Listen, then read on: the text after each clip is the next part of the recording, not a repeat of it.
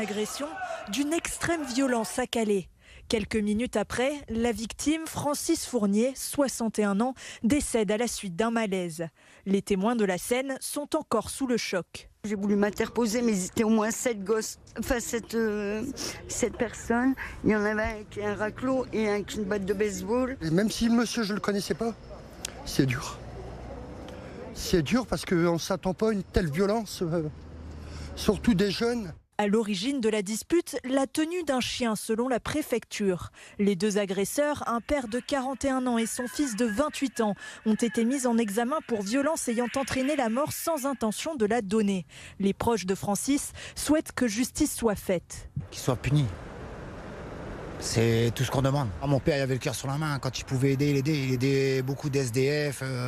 Malgré qu'il n'y avait pas de ressources pour lui. Il faisait tout pour les autres. Tous ses enfants, ses petits-enfants passaient avant. Je veux dire, c'était un homme au grand cœur. On veut qu'il soit puni. On veut qu'il soit puni. Ce qu'ils ont fait, c'est atroce. C'est atroce. Ils ont détruit une famille entière, des petits-enfants, qu'ils attendent l'appel de leur grand-père comme ils faisaient tous les soirs, qu'ils n'auront plus.